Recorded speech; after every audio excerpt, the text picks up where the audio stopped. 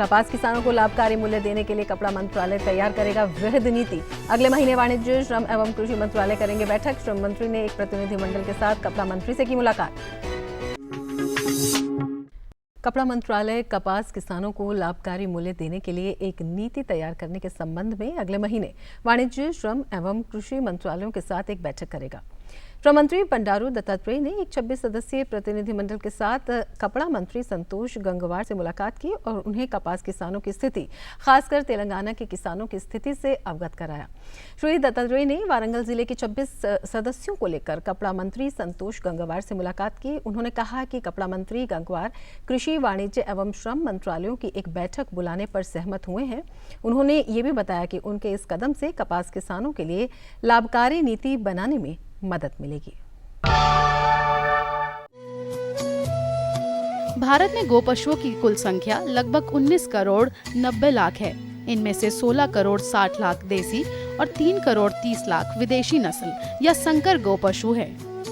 परंतु बेहतर उत्पादकता के कारण विदेशी नस्ल के गोपशुओं की संख्या बढ़ती जा रही है, जबकि देसी नस्लें अक्सर उपेक्षा का शिकार हो जाती हैं। इसलिए देसी नस्लों के दीर्घकालीन अस्तित्व पर संकट मंडरा रहा है। भारतीय कृषि अनुसंधान परिषद द्वारा देसी नस्लों के पंजीकरण और संरक्षण के प्रयास किए जा रहे हैं। पंजीकरण का कार्य करनाल स्थित राष्ट्रीय पशु अनुवांशिक संसाधन ब्यूरो द्वारा व्यापक रूप से किया जा रहा है। बिहार में बचौर नस्ल की गाय के संरक्षण के प्रयास ICAR के पटना स्थित अनुसंधान कॉम्प्लेक्स द्वारा किए जा रहे हैं। इसका प्रजनन क्षेत्र बिहार के पुराने परगना बचैर से होने के कारण इस नस्ल को बचैर नाम मिला है। बचैर नस्ल के गोपशुओं का रंग सफेद होता है तथा माथे पर भूरे रंग की छाप होती है। ये भारत की सबसे छोटी गोपशु नस्ल है। सामान्यतः बचैर गाय औसतन 4.25 किलोग्राम दूध प्रतिदिन देती है। ये उत्पादन दिए गए चारे पर भी निर्भर है। प्रजाति के अनुसार दूध उत्पादन की अवधि 220 से 280 दिन की होती है। इसके डील डॉल को देखते हुए दुग्ध उत्पादन की ये मात्रा कमतर नहीं आंकी जा सकती। हालांकि बचैर को एक बोझा ढोने वाली नस्ल माना जाता है। इस नस्ल की शुद्धता को बनाए रखने के लिए व्यवस्थित फार्मों की स्थापना पर जोर दिया जा रहा है तथा पशुपालकों को उपयुक्त सलाह भी दी जा रही है। भारतीय कृषि अनुसंधान संस्थान आम की बागवानी को बढ़ावा देने की दिशा में काम कर रहा है। किसानों को प्रशिक्षित करने और देश में आम आधारित उद्योगों को बढ़ावा देने के लिए संस्थान बड़े पैमाने पर हर साल आम मेला भी आयोजित करेगा। संस्थान के वैज्ञानिकों ने कहा है कि किसान संगठित ढंग से आम की बागवानी करें और उन्हें इसके बाजार को लेकर सही जानकारी दें ताकि वे अपनी फसल की उचित कीमत हासिल कर सकें। संस्थान का कहना है कि दक्षिण भारत में आम की अल्फांसो किस्म का बोलबाला था, लेकिन उसके इस वर्चस्व को आम्रपाली और मल्लिका ने तोड़ दिया, जो कि पूसा संस्थान द्वारा विकसित की गई है। देश के कुछ हिस्सों पर भले ही बादल मेहरबान हों, लेकिन ज्यादातर हिस्से बारिश के बिना विवश हैं। आने वाले समय में भी कई इलाके ऐसे हैं जहां बेहद कम बारिश रहने का अनुमान है। भारत मौसम विज्ञान विभाग की माने तो उत्तरी कर्नाटक के भीतरी भाग, आंध्र प्रदेश, गुजरात, राजस्थान, पंजाब, हरियाणा और महाराष्ट्र में अगले कुछ दिनों में बारिश कम हो सकती है। महाराष्ट्र में मध्य महाराष्ट्र, मराठवाड़ा और विदर्भ कम वर्षा के शिकार हो सकते हैं। वैसे मराठवाड़ा में अब भी 52% कम बारिश दर्ज की गई है और मध्य महाराष्ट्र में कमी का ये आंकड़ा 29% का है। यानी यहाँ के किसानों को फिलहाल पानी की कमी से राहत की संभावना नहीं है। हालांकि कोंकण में ठीक ठाक बारिश का अनुमान है। 1 जून से 10 अगस्त तक के मॉनसून पर नजर दौड़ाएं तो देश भर में अभी तक 9% कम बारिश दर्ज की गई है।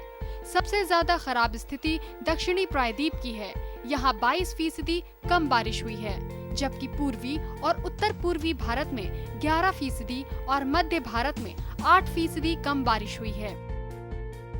अकेला उत्तर पश्चिम भारत ही ऐसा इलाका है जहां हालात संतोषजनक हैं। फिलहाल यहां 2% अधिक बारिश रिकॉर्ड की गई है। कहने का मतलब ये है कि देश में अभी बारिश के लिए अनुकूल परिस्थिति नहीं है। आने वाले कुछ और दिनों तक भी अगर यही हालात रहते हैं तो कोई ताज्जुब नहीं होना चाहिए।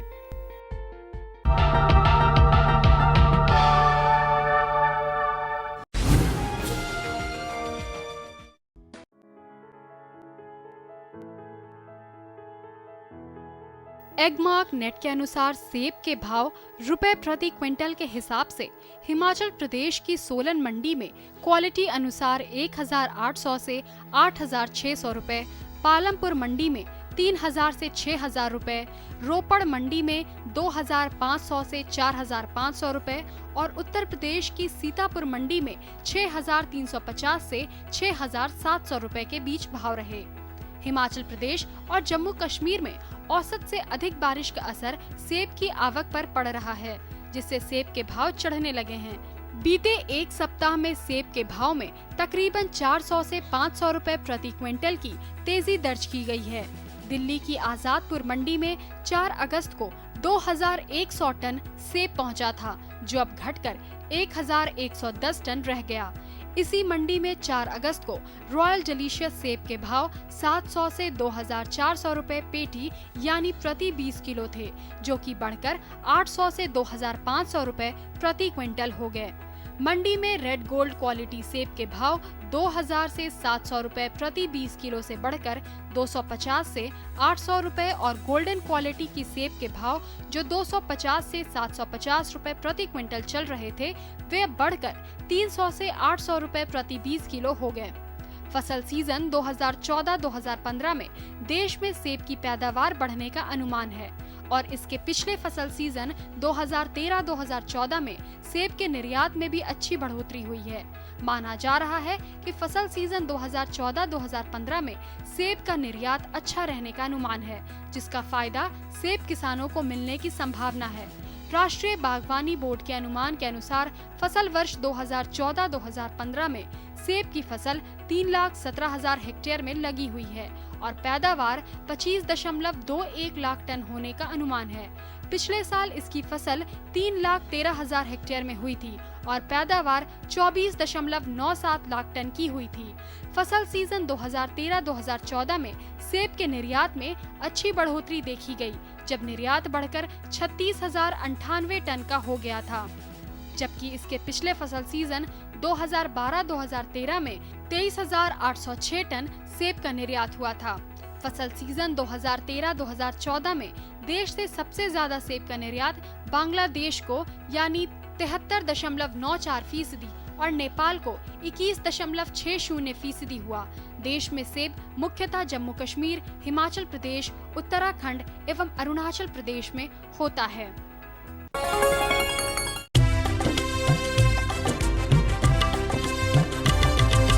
सहकारिता के बल पर विकास के लिए उठे कदम, जन सहकार की ताकत लेकर आगे बढ़ते जाएं हम। जन जन ने इस क्रांति में है विश्वास जगाया, हम सब ने मिलकर विकास का परचम है फहराया। सहकारिता है अपने विकास की पहचान, नए दौर में सहकारिता ही भारत का अभिमान। कृषि मंत्रालय भारत सरकार द्वारा जनहित में जारी। खुशबू की फुहार में, स्वाद की बहार में, तरक्की की तानों में, खिलती मुस्कानों में, हरे भरे पौधों में, बड़े बड़े सौदों में, मधुर भिनभिनाहट में, खुशियों की आहट में। NHM बागवानी मिशन, हमारी चाहत आपकी मुस्कुराहट। सब्जी में मसाला ज्यादा है। कितनी बार कहा है कि जितनी जरूरत हो बस उतना ही डाला करो। अरे मुझसे तो ऐसा कभी कभार होता है। और तुम जो हमेशा खेत में अनाप शनाप कीटनाशक डालते हो, उसका क्या? ठीक ही तो कह रही है बहू। देख, खेत में उतनी ही दवा डाल जितनी जरूरत हो। याद रखो, कीटनाशक जहरीले होते हैं। डिब्बे पे लिखी सूचना के हिसाब से ही दवा डालनी चाहिए। पहले फेरोमोन ट्रैप, फ्लाइट ट्रैप, मित्र कीट, जैविक कीटनाशक आदि का इस्तेमाल करें। जरूरत पड़ने पर ही रासायनिक कीटनाशक का इस्तेमाल करें। छिड़काव सुबह या शाम दस्ताने, मास्क और पूरी आस्तीन वाले कपड़े पहनकर करें। हवा की दिशा में छिड़काव करते हुए पीछे जाएं। दवा के डिब्बे, छिड़काव यंत्र सुरक्षित जगह पर रखें। अब कुछ समझे क्या? हाँ, समझ गया मेरी रानी। अब ना करो नादानी। इसने पिला दिया ना तुझे पानी।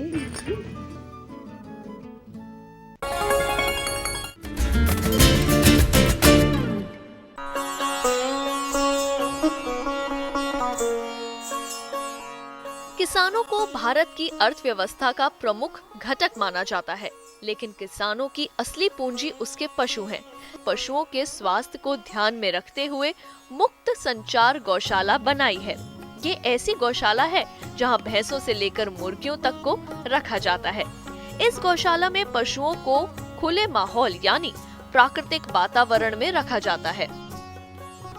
खुले और प्राकृतिक रूप से घर बनाकर पशुओं को रखने से आपके पशु हमेशा स्वस्थ रहेंगे।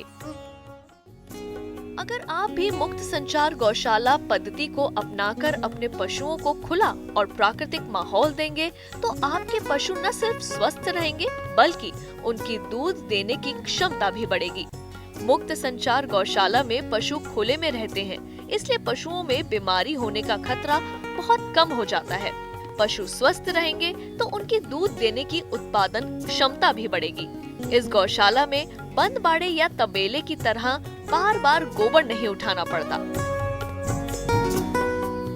पशुओं का गोबर जानवरों के पैरों तले कुचलकर और सूरज की रोशनी में खुद ही सूख जाता है, जिसे खाद के रूप में इस्तेमाल किया जाता है। तबेले, गौशाला की साफ सफाई और पशुओं की देखभाल के लिए किसान को ज्यादा मेहनत करने की जरूरत भी नहीं पड़ती। इस गौशाला में ये सारा काम 3 से 4 घंटे में पूरा हो जाता है।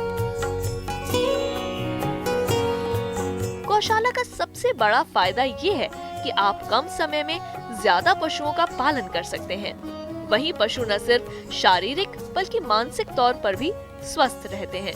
मेरे गौशाला का साइज 90 बाय 100 का है और मैंने इसको खाद डालने के लिए एक गव्हान बनाई है जो मैं नीचे नहीं डाल सकता है। नीचे डाला तो बहुत सा चारा वेस्ट जाता है, तो इसलिए मैंने गव्हान बनाकर हर गाय को हर टाइप का चारा मिले ऐसा व्यवस्था किया है। मुक्त संचार जो गौशाला है इसमें जो गोबर गिरता है तो वो धूप में सूख जाता है और गाय के जानवरों के पाँव से कुचलकर उसका अच्छी तरह से सेंद्रीय खाद बन जाती है। ये जो मुक्त संचार पद्धति की जो गौशाला है इसमें पानी 24 घंटे पानी की व्यवस्था होती है। जब जानवर को पानी लगता है तब जानवर खुद जाके पानी पीते हैं। मेरे पास जो गाय है वो कम से कम 20 लीटर दूध देती है। उसमें से मेरे दूध के 4000 तक मेरे को पैसे मिलते हैं। उसमें से मेरे को 2000 खर्चा आता है और 2000 मेरे को दूध में से बचते हैं। तो और जो गोबर का जो पैसा होता है वो उसमें से अलग सा होता है और जो बछड़ा होता है गाय का उसका भी अलग सा मुनाफा होता है। हम जो दूध निकलता है वो हम सब गांव के किसानों ने मिलकर जो एक सहकारी डेयरी निकाली है उसमें से दूध देते हैं, उसमें जाकर वो दूध देते हैं और वो दूध हमारे जिला दूध संघ में जाता है, तो उनमें से हमको ज़्यादा पैसा भी मिल रहा है। मुक्त संचार पद्धति की ये गौशाला है वो जो खेती के साथ दुय्यम व्यवसाय करने के लिए बहुत ही फायदेमंद है। इसमें कम लागत में ज़्यादा मुनाफा होता है। इतने सारे फायदे देखकर आप भी सोच रहे हैं ना मुक्त संचार गौशाला बनाने के बारे में। पशुओं के साथ पशुपालकों के लिए यह गौशाला फायदे का सौदा रहेगी।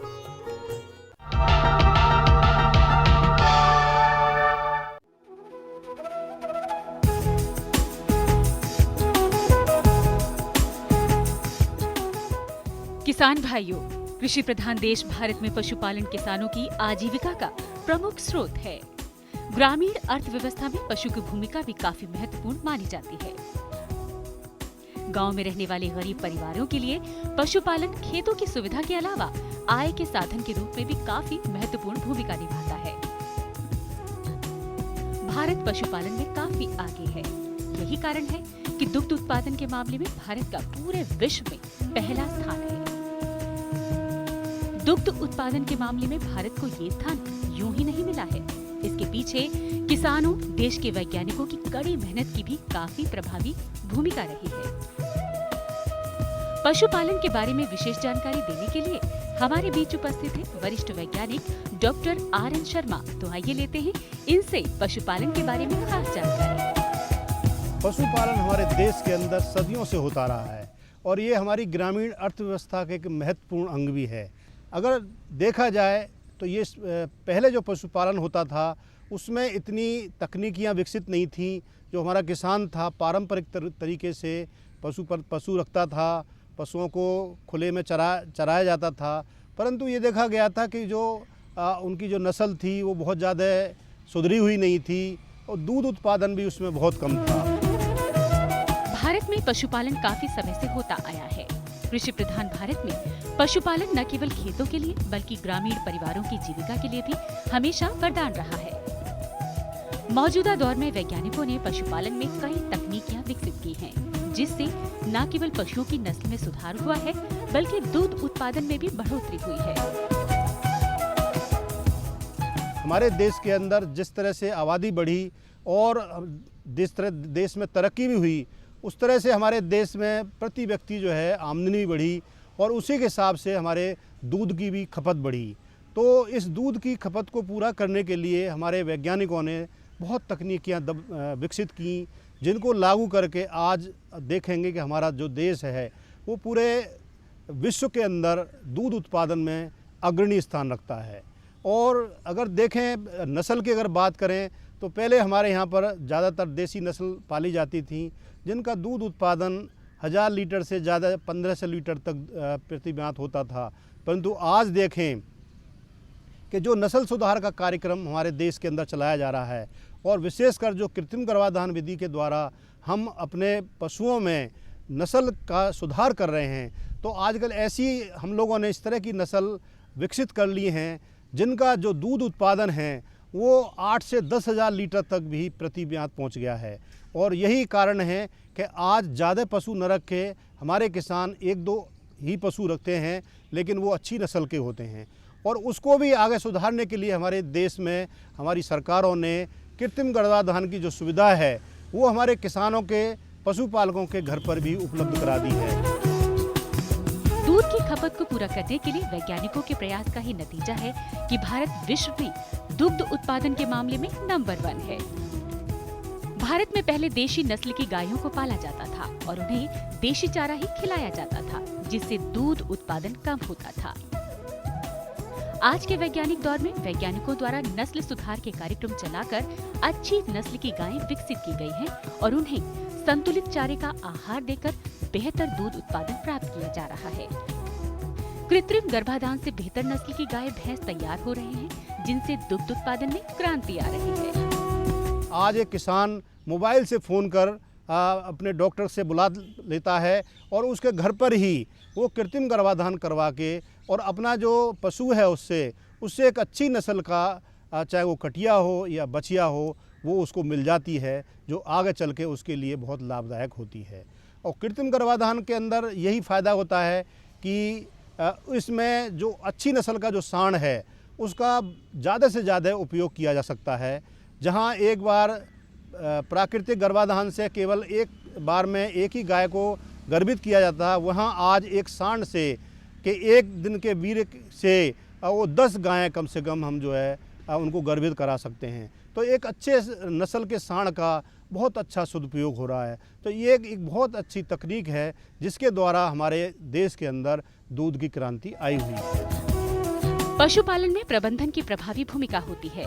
पशु स्वस्थ होंगे तो उनसे बेहतर उत्पादन भी प्राप्त किया जा सकता है।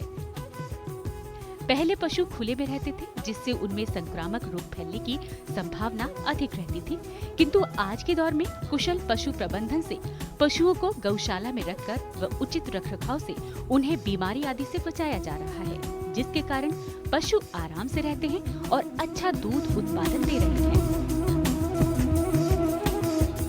तो आज हमारे वैज्ञानिकों ने बहुत तरह के जो पशु घर हैं उनका डिज़ाइन तैयार किया है। आज कई तरह के पशु घरों की डिज़ाइन हैं, जिसमें पूँछ से पूँछ है या मुख से मुख के सामने है। इस तरह के जो है एक पंक्ति की जो गौशाला है या 2 पंक्ति की गौशाला है, इस तरह का जो सुधार किया है। छत के लिए आजकल हमारे किसान भाई हैं, पशुपालक हैं, वो एस्बेस्टस की चद्दरों का इस्तेमाल करते हैं, जो कभी आग का खतरा भी नहीं रहता। और इस तरह का एक वैज्ञानिक तरीके से जो पूरी तरह जो खुला हुआ घर होता है उसमें इस तरह से घर बनाया जाता है। और ये देखा गया है कि ऐसे घर के अंदर हमारे पशु न केवल आराम महसूस करते हैं बल्कि उनका दूध उत्पादन भी अच्छा रहता है। और ऐसे पशु घर की हमने देखा है कि साफ़ सफाई भी अच्छी हो जाती है और हमारे पशुपालकों को उसमें कोई परेशानी भी नहीं रहती। पशुओं को अच्छा खान पान हो तो वो बेहतर दूध देते हैं। पहले पशुओं को जो भोजन मिलता था उसमें प्रोटीन आदि की मात्रा संतुलित नहीं रहती थी, जिससे उन्हें सही आहार नहीं मिल पाता था। आज के दौर में पशुओं को संतुलित आहार व सही चारे का प्रबंधन कर उनसे बेहतर दूध उत्पादन प्राप्त किया जा रहा है, जो दुग्ध क्रांति में मददगार बन रही है। अगर हम देखें कि जो पशु आहार है उसमें भी बहुत तरह का जो है परिवर्तन आया है। पहले हमारा किसान किसी भी तरह का चारा दाना देता था, चाहे वो खाली खल खिला रहा है, कोई दाना दे रहा है, तो इस तरह का जो दाना होता था वो बिल्कुल असंतुलित होता था और हमारे पशु पूरा दूध नहीं दे पाते थे, उनमें कई तरह की बीमारियां उसमें हो जाती थीं। तो आजकल जो है नई तकनीक के द्वारा अब संतुलित आहार का एक चलन है। आज हमारे किसानों को संतुलित आहार का महत्व समझाया जाता है कि संतुलित आहार वो अपने पशुओं को खिलाएं, ताकि पशुओं को जो दूध उत्पादन है उसके लिए जितने भी आवश्यक तत्व हैं वो सब मिलते रहें। और विशेषकर इसमें जो खनिज मिश्रण का जो समावेश है और वो भी विशेष क्षेत्र के लिए एक खनिज मिश्रण बनाया गया है हमारे देश के प्रत्येक भाग के लिए, तो वो खनिज मिश्रण खिलाकर पशुओं से ज़्यादा दूध ले सकते हैं। और ये भी देखा गया है कि उनमें बहुत सारी जो आहार से संबंधित बीमारियां थी उनमें भी काफ़ी कमी आई है। पशुओं को बीमारी से बचाना पशुपालक का पहला कर्तव्य होता है। पशुओं में बीमारी होती है तो वो अक्सर मर जाते हैं। आज के दौर में आधुनिक तकनीक से खुरपका, मुंहपका व गलाघोंटू बीमारी से आसानी से बचाया जा रहा है। वैज्ञानिकों ने ऐसी वैक्सीन तैयार कर दी है जो पशुओं को इससे आसानी से बचा देती है। वैज्ञानिकों के इस प्रयोग से किसानों को लाभ हो रहा है। आजकल जो आधुनिक तकनीकियां हैं, जो हमारे जो नवयुवक जो पशुपालन कर रहे हैं, तो आजकल सरकार की तरफ से भी जो संक्रामक रोग हैं, विशेषकर मुंहपका खुरपका रोग और गलघोंटू रोग है, उसका हमारी सरकार ने नियम बना रखा है कि समय समय पर उसका वो टीकाकरण करवाते हैं। तो ये देखा गया है कि अब हमारे देश के अंदर बहुत सी बीमारियां, जैसे एक रिंडर पेस्ट था पोंकनी, वो पूरी तरह से हमारे देश से बिल्कुल ख़त्म कर दी गई है। और ये हमारे वैज्ञानिकों ने इस तरह की जो है वैक्सीन बनाई है जिसका हमारे किसान भाइयों को बहुत ज़्यादा लाभ हो रहा है। किसान भाइयों, आज के दौर में पशुपालन में कृषि विज्ञान केंद्र काफी महत्वपूर्ण भूमिका निभा रहा है। इन केंद्रों पर किसानों को पशुपालन का प्रबंधन सिखाकर उन्हें बेहतर तरीके बताए जाते हैं, जिससे किसानों व पशुपालकों को व्यापक फायदा होता है। बैंक से मिलने वाले अनुदान और अनुसंधान केंद्रों से भी पशुपालकों को फायदा मिल रहा है। आज हमारे देश के अंदर प्रत्येक जिले के अंदर कृषि विज्ञान केंद्र हैं। वहाँ पर हम लोग जो पशुपालक हैं उनको समय समय पर जो नई नई तकनीक हैं डेयरी से संबंधित, उनका प्रशिक्षण दिया जाता है और उनको रहने सहने की सुविधा दी जाती है। और वो जो इन उच्च तकनीकों को अपनाकर जो है वो एक बहुत अच्छा व्यवसाय इस संबंध में कर रहे हैं।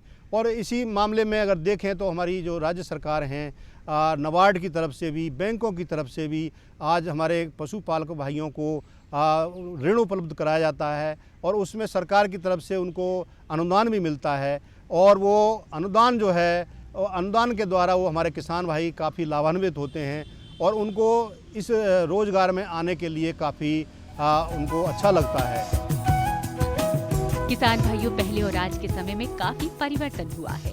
आज के वैज्ञानिक दौर में जहां नई नई तकनीक किसानों को फायदा पहुंचा रही है, वहीं किसान बेहतर प्रबंधन से काफी लाभ भी प्राप्त कर रहे हैं। किसान भाइयों, पशु स्वस्थ रहेगा तो आप भी खुशहाल रहेंगे। किसान भाइयों, किसी भी क्षेत्र में कुशल प्रबंधन प्रगति में अहम भूमिका निभाता है। पशुपालन में भी कुशल प्रबंधन एक महत्वपूर्ण भूमिका निभाती है। अगर आप बेहतर व आधुनिक तरीकों को अपनाकर पशुपालन करें, उन्हें सही आहार दें, रख रखाव करें, तो आप अच्छा उत्पादन प्राप्त कर देश के विकास में प्रभावी भूमिका निभा सकते हैं। कुशल प्रबंधन से आप पशुपालन में भी अच्छा लाभ प्राप्त कर सकते हैं।